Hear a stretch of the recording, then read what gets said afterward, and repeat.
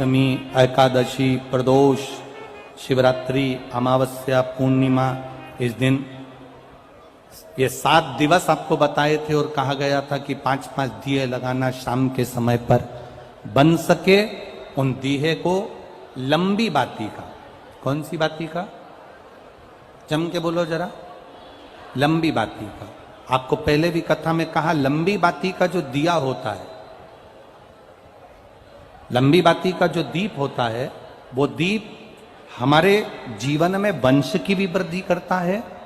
इसलिए हमारे यहाँ पितरों का दिया, देवी जी का दिया, नवरात्रे का दीप, ये सब लंबी बाती के लगते हैं।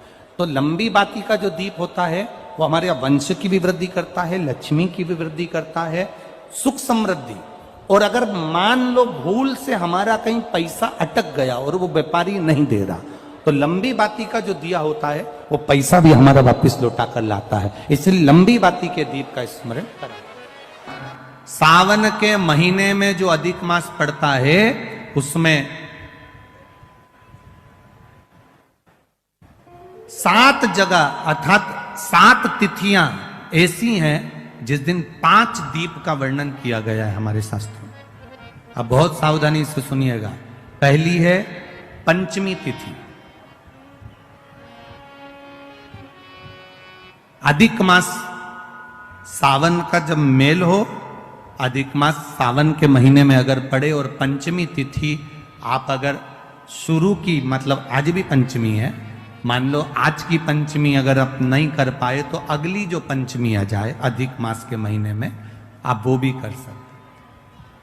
पंचमी, अष्टमी, एकादशी, प्रदोष, शिवरात्रि, अमावस्या, पूर्णिमा, ये 7 तिथियां हमारे यहां सावन के अधिक मास का जो संजोग होता है, इसमें ये 7 तिथियां, फिर से बोलो, पंचमी, अष्टमी, एकादशी, प्रदोष, शिवरात्रि, अमावस्या, पूर्णिमा, ये वो तिथियां हैं 7 जिन तिथियों में अगर हम 5 दीप घृत के, घी के 5 दिए अगर अपने दरवाजे के बाहर केवल भगवान की भक्ति के लिए, शिव तत्व की प्राप्ति के लिए, वैसे तो दीप लगाना चाहिए, तुलसी के क्यारे के पास लगा दो, मंदिर में लगा दो, या शिवालय पर लगा दो, या देवालय पर लगा दो।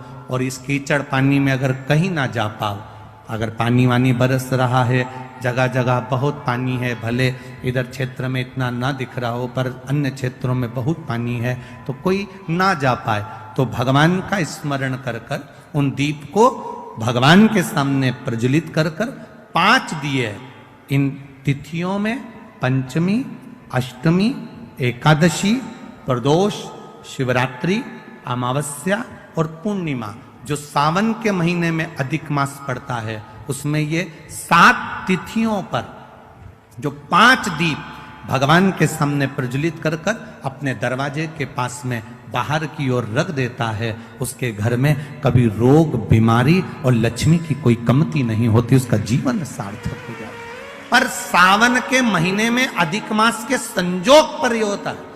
बाकी के समय पर अधिक मास कोई से भी अगर महीने में आ गया, आषाढ़ का आ गया, या कोई महीने में कार्तिक का आ गया अधिक मास, या कोई अन्य महीने में आ गया, तो उसका प्रमाण नहीं है महाराज। सावन के महीने में अगर अधिक मास पड़ रहा तो ये 5 तिथियां।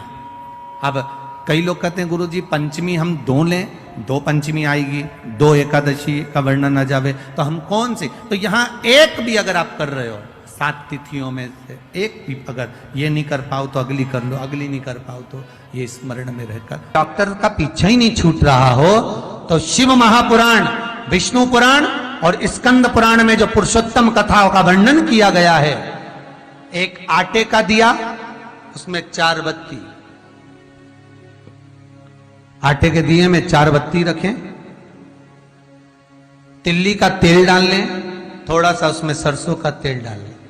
महाराज घर के बाहर अर्थात घर के अंदर के बाहर जो चौखट होती, चौखट से थोड़ा सा बाहर, बिल्कुल चौखट पे नहीं बैठना, थोड़ा सा बाहर, 9वीं तिथि के दिन शाम के 6 से 6:30 के बीच में 21 बार जो व्यक्ति बीमार रहता है उसके सिर से नीचे की ओर श्री नरसिंह भगवान का स्मरण कर कर, जिस अधिक मास में जिस तिथि को उतारा कर रहे हो उस तिथि का नाम लेकर, उस अश्विन अधिक मास का नाम लेकर, जो व्यक्ति का उतारा कर रहे हो उसका नाम और गोत्र लेकर 21 बार जो उतार कर उस दिए को घर के ही चौखट पर रख देता है, उस व्यक्ति की बीमारी छूट जाती है महाराज। वो रोगीला नहीं रहता, रोग से ग्रस्त नहीं रहता, दवाई गोली उसकी छूटती है।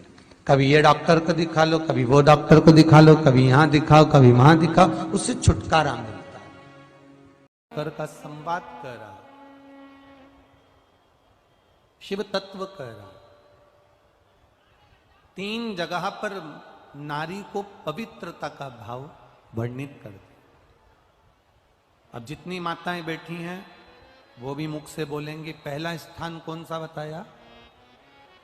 बच्चा जब छोटा है, गोदी में है, वो बच्चा